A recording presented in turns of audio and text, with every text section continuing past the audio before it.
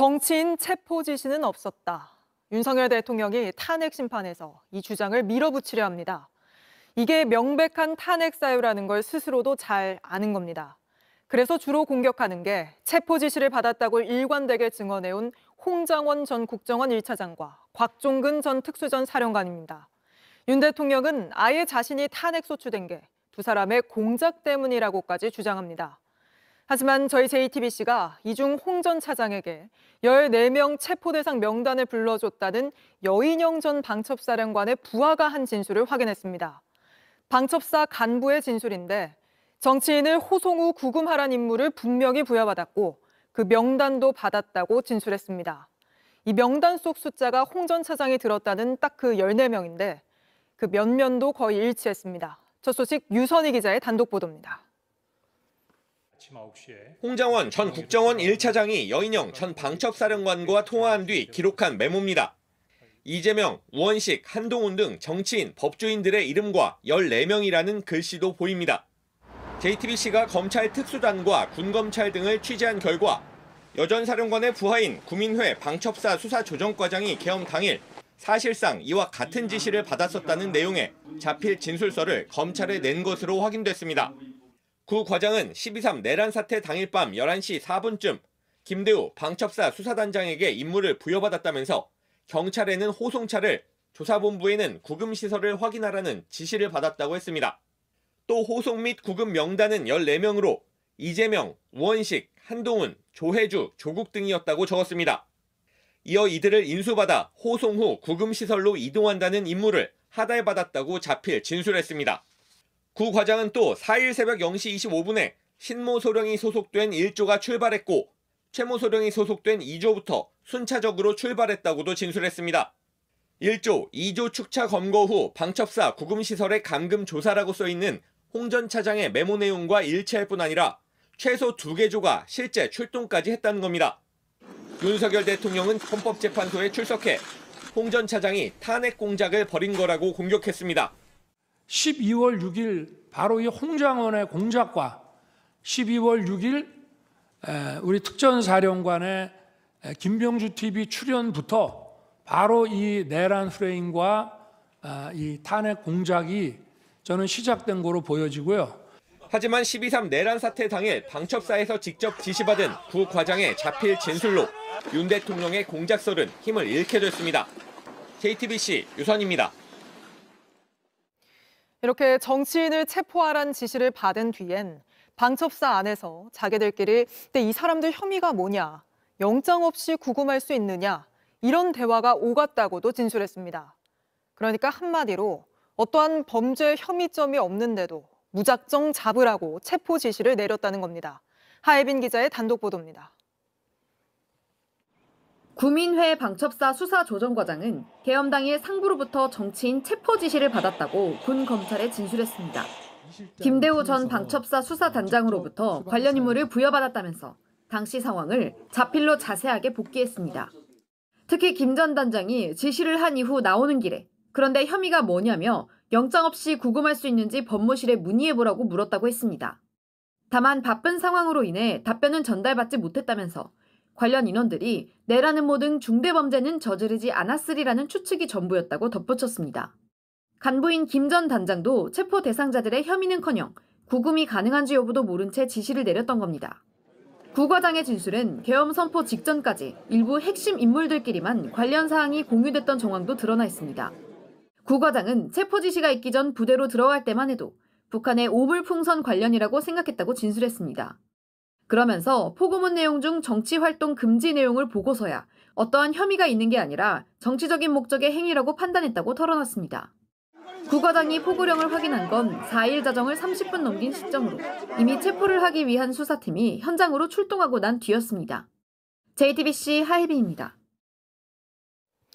당시 여인영 사령관으로부터 직접 정치인 체포하란 지시를 받은 방첩사 수사단장도 국회에 나와 구체적으로 증언했습니다. 특히 국회 계엄 해제 의결이 임박하자 이재명, 한동훈, 우원식 3명을 콕 집어 집중하라 지시했다고까지 밝혔습니다. 결국 지시를 내렸다고 지목된 윤석열 대통령과 여인영 전 사령관만 그런 일 없었다고 부인하고 있는 겁니다. 김재현 기자입니다. 김대우 전 방첩사 수사단장은 여인형 전 방첩사령관의 정치인 체포 지시를 구체적으로 증언했습니다. 대상자 14명을 한 명씩 불러주면서 잡으라고 지시했다는 겁니다. 여 전 사령관이 체포라는 단어는 안 썼지만 맥락상 체포 개념으로 인식하고 따랐다고 했습니다. 잡아서 수방사로 이송시켜라. 장관님으로부터 들었다. 전화를 받았다 네. 하면서 받아 적어라 해서 수첩에서 제가 직접 한 명 한 명을 받아 적었습니다. 국회의 계엄 해제가 임박하자 이재명, 한동훈, 우원식 3명을 콕 집어 집중하라는 지시도 들었다고 증언했습니다. 전화를 받고 다시 전파를 했습니다. 지금까지 14명 명단은 다 있고 3명만 집중을 해라라고 해서 불러준 3명만 전파를 했습니다.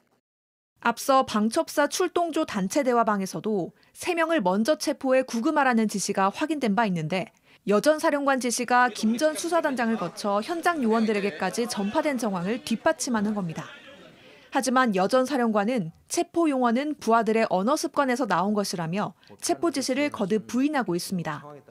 내가 지시받은 사항인지 내가 평상시에 훈련 받아서 그때 내 입에 밴 용어인지 내려갈수록 도대체 지시받은 내용이 정확히 뭔지를 알 수가 없습니다.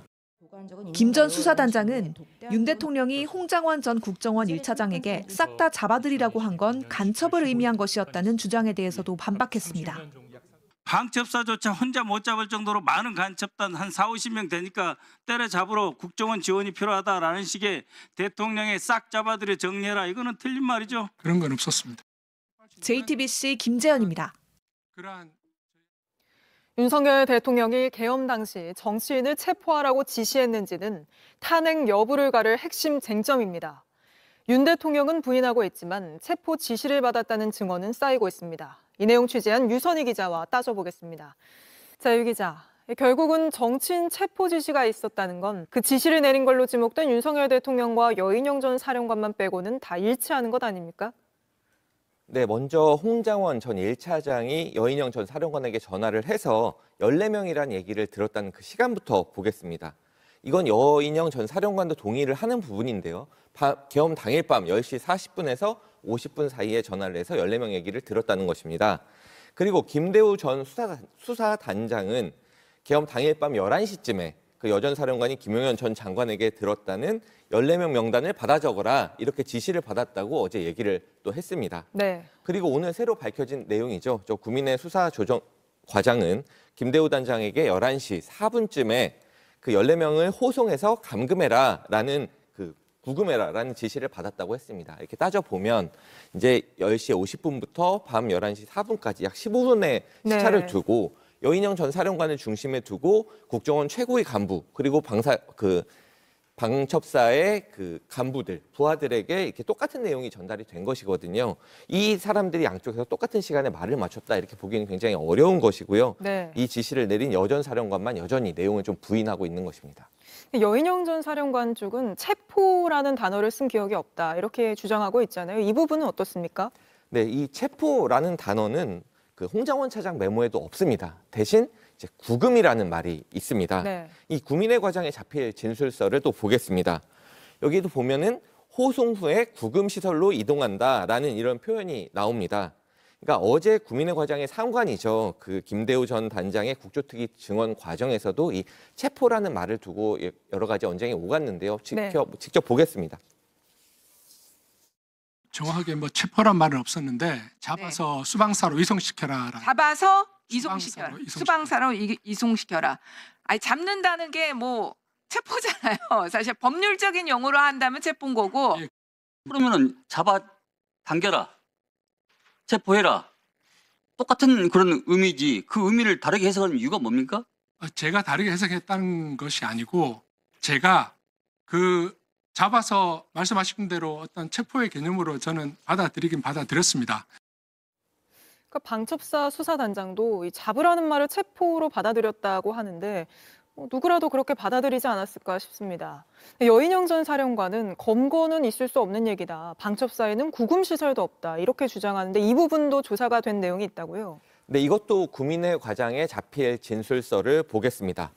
이제 체육관에 그 수사관들을 준비시키고 경찰의 호송차를 조사본부에 구금 시설을 확인하라는 지시를 받았다라고 이제 진술을 했습니다. 네. 그러니까 여 전 사령관 측의 주장대로 방첩사에 구금 시설이 없다고 하더라도 밑에 실무자는 군사경찰, 그러니까 국방부 조사본부에 구금 시설을 확인하라는 지시를 받았다라고 진술을 하고 있는 겁니다. 또 아까 앞서 리포트에서 전해드렸지만 감금 조사를 위해서 체포조가 최소 2개 조 이상 움직였다고, 그러니까 출발을 했다고까지 진술을 하고 있거든요. 그렇기 때문에 뭐 방첩사에 구금 시설이 없으니까 뭐 구금이라는 게 있을 수 없다, 이런 얘기는 설득력이 상당히 떨어지는 겁니다.